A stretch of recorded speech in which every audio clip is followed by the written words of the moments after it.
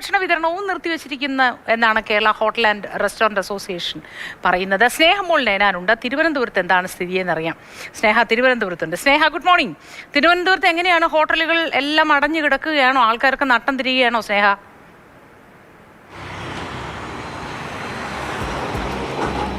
Good morning Moti. തിരുവനന്തപുരത്തും അതുതന്നെയാണ് അവസ്ഥ. ഞാനിപ്പോൾ ഉള്ളത് സ്റ്റാച്യു ജംഗ്ഷനിലാണ്. ഒന്നും കൂടി പറഞ്ഞാൽ സെക്രട്ടേറിയറ്റിന് മുൻവശമാണ് ഉള്ളത്. ഇവിടെ അടുപ്പിച്ച് കുറേ ഹോട്ടലുകളുണ്ട്. ഈ ഹോട്ടലുകളെല്ലാം തന്നെ അടഞ്ഞു കിടക്കുന്ന അവസ്ഥയാണ്. അതേ പിൻവശത്ത് കാണുന്നതൊക്കെ ഹോട്ടലാണ്.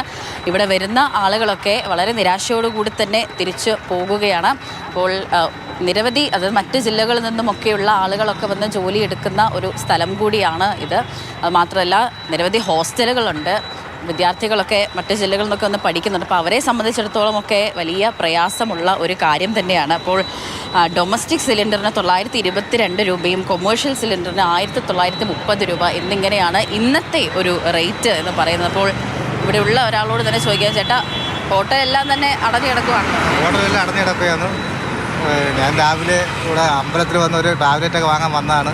ഇവിടെ ചായ പോലും ചായ കുടിച്ചില്ല? അപ്പോൾ ചായ കുടിച്ചിട്ടില്ല. എങ്ങനെയാണ് ചായ കിട്ടാതിരുന്നാൽ ഇന്നത്തെ ദിവസം പോകില്ല എന്നുള്ള ആളൊക്കെയാണോ?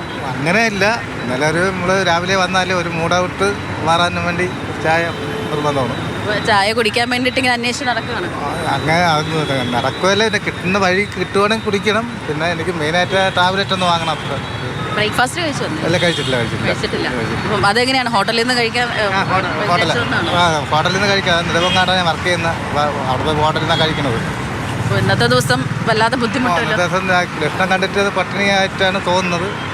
അതിനുള്ള സാധ്യതയാണ് കാണുന്നത്.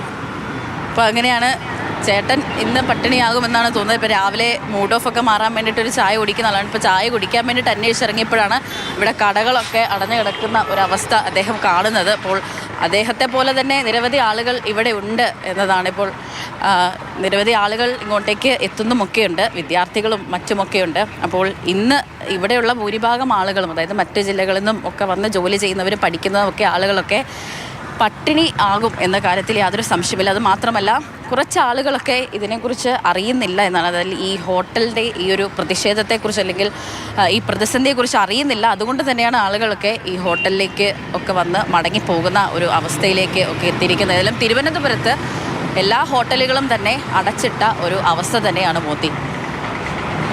ശരി, സ്നേഹമോൾ നേനാനാണ് വിവരങ്ങൾ നൽകിയത്. സെക്രട്ടേറിയറ്റിന് മുൻവശമാണ്. പല കാരണങ്ങൾ കൊണ്ട് തിരുവനന്തപുരത്തേക്ക്, തലസ്ഥാനത്തേക്ക് പല ആവശ്യങ്ങൾക്കായി വരുന്നവരൊക്കെ ഉണ്ട്. അവരെയൊക്കെ ഇത് കാര്യമായി തന്നെ ബാധിക്കുമെന്ന കാര്യമാണ് സ്നേഹമോൾ പറഞ്ഞത്. ജോലിക്കായി പോകുന്നൊരു ചേട്ടൻ നമ്മൾ കണ്ടു.